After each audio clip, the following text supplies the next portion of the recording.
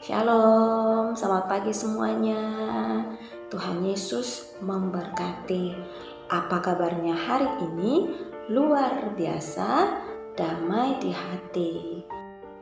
Anak Tiga Kristen Citra Bangsa, bersama Yesus, aku pasti bisa. Oke, bersama dengan Tuhan Yesus, kita pasti bisa. Ya, sebelum kita berdoa, kita mau ucap ayat hafalan kita dulu ya. Siapkan Alkitabnya. Ku buka Alkitab, lalu ku baca. Filipi pasal 4 ayat 4a. Bersukacitalah senantiasa di dalam Tuhan.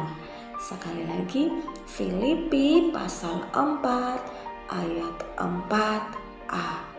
Bersukacitalah di dalam Tuhan. Oke, Tuhan mau supaya kita tetap bersukacita di dalam namanya. Oke, mari kita siapkan hati kita dan kita berdoa. Tuhan Yesus, terima kasih untuk pagi hari ini. Terima kasih untuk penyertaan dan perlindungan Tuhan bagi kami. Kami akan mulai belajar firman Tuhan dalam pengaliran karakter pagi hari ini. Mari memberkati kami. Haleluya. Amin. Oke anak-anak, hari ini hari Rabu tanggal 23 bulan September tahun 2020, dan pengaliran karakternya akan Ibu Feby sampaikan dalam bentuk feeling, dalam bentuk menceritakan tentang sesuatu kepada anak-anak, dan anak-anak boleh mendengarkannya dengan baik sehingga kita bisa sama-sama belajar bagaimana menjadi orang atau pribadi yang senantiasa bersukacita, selalu riang, tidak murung, tidak cemberut, tidak sedih ya. Oke, mari dengarkan ceritanya. Ya, ceritanya tentang kisah Daud dan Raja Saul. Ya, anak-anak, pada zaman itu yang menjadi raja atas Israel adalah Saul. Sementara Daud dipersiapkan Tuhan untuk menjadi raja menggantikan Saul. Dan akhirnya Samuel mengurapi Daud untuk menjadi raja. Tetapi Daud tidak langsung memerintah waktu itu karena masih ada Saul dalam masa pemerintahannya. Dalam perjalanan pemerintahan mereka, ternyata Daud mengalahkan musuh itu lebih banyak daripada Saul, sehingga banyak orang atau banyak rakyat waktu itu lebih memuja Daud, lebih memuji Daud daripada Saul. Dan hal itu Saul dengar sendiri dari telinganya. Orang-orang atau rakyat pada waktu itu berkata seperti ini, Daud mengalahkan berlaksa-laksa, tetapi Saul mengalahkan hanya beribu-ribu. Jadi antara berlaksa-laksa itu lebih banyak daripada beribu-ribu. Jadi orang banyak mulai membandingkan bahwa Daud lebih hebat daripada Saul. Daud lebih baik daripada Saul. Nah, hal itu membuat Saul dengki kepada Daud. Dan Saul mulai merancangkan banyak kejahatan untuk mengalahkan Daud atau untuk membuat Daud sampai kalah dari dia.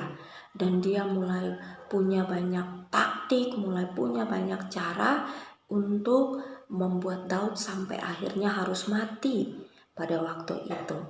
Nah, tetapi karena Daud orangnya adalah orang yang taat sama Tuhan, takut sama Tuhan, sehingga Daud senantiasa dekat dengan Tuhan, senantiasa berdoa dengan Tuhan.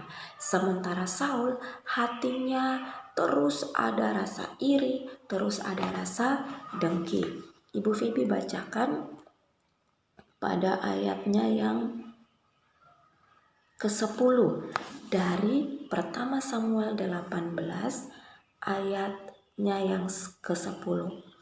Keesokan harinya, roh jahat yang daripada Allah itu berkuasa atas Saul sehingga ia kerasukan di tengah-tengah rumah, sedang Daud main kecapi seperti sehari-hari. Adapun Saul ada tombak di tangannya. Saul melemparkan tombak itu karena pikirnya, baiklah aku menancapkan Daud ke dinding, tetapi Daud mengelakkannya sampai 2 kali. Oke, ada banyak kesempatan di mana Saul pakai itu untuk membunuh Daud. Nah, karena hatinya Saul yang sudah mulai banyak iri, sudah mulai banyak dengki terhadap Daud, akhirnya Tuhan membuat Saul menjadi seperti orang gila. Ada roh jahat yang menghinggapi Saul sehingga Saul menjadi seperti orang gila. Pada waktu itu anak-anak, Daud tidak marah terhadap Saul. Daud dengan keahliannya bermain musik, bermain kecapi, alat musik yang ditiup, ketika Daud memainkan itu, maka roh jahat itu akan menjauh daripada Saul. Jadi Daud tetap mengasihi Saul walaupun Saul punya banyak cara untuk membunuh Daud waktu itu. Nah, anak-anak, Daud adalah pribadi yang tetap riang. Daud adalah pribadi yang tetap bersukacita. Daud adalah pribadi yang senantiasa memberi semangat kepada Saul, menghibur Saul ketika Saul ada dalam kuasa roh jahat itu, anak-anak.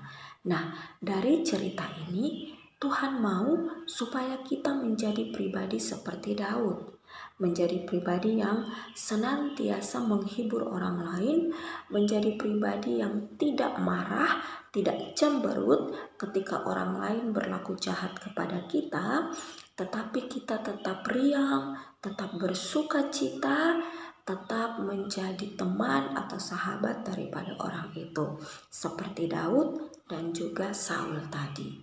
Nah, seperti ayat hafalan kita anak-anak bahwa bersukacitalah senantiasa di dalam Tuhan.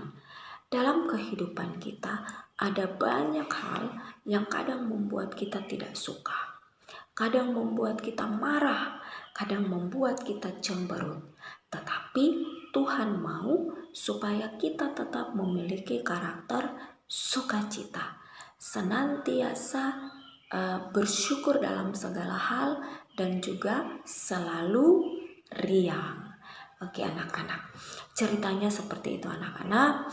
Biarkan hal ini memberkati kita, menjadi pembelajaran dalam hidup kita, Ibu Fibi dan juga kita semua sama-sama belajar untuk menjadi pribadi yang selalu riang, menjadi pribadi yang selalu bersukacita.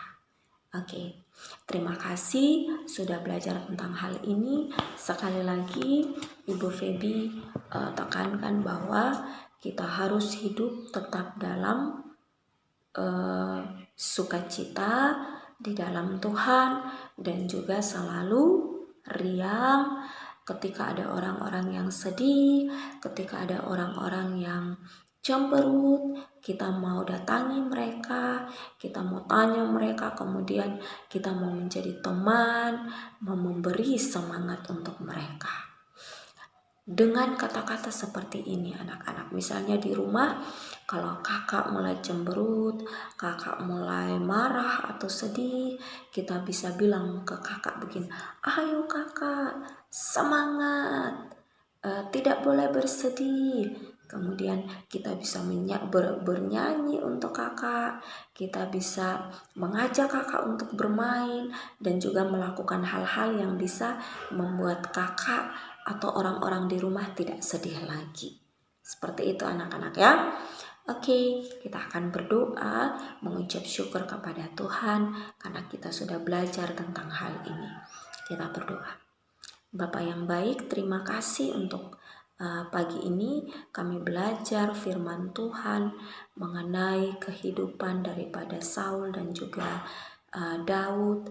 Ketika Saul ada dalam masa-masa yang tidak baik dalam hidupnya, Daud ada memberi semangat dan juga memainkan kecapi untuknya, menghiburnya.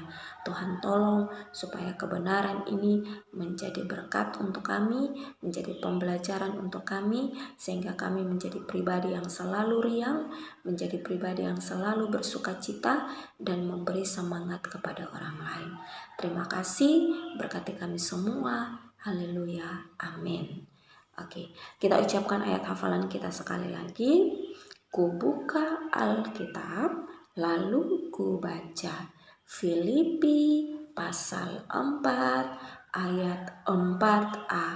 Bersukacitalah senantiasa di dalam Tuhan.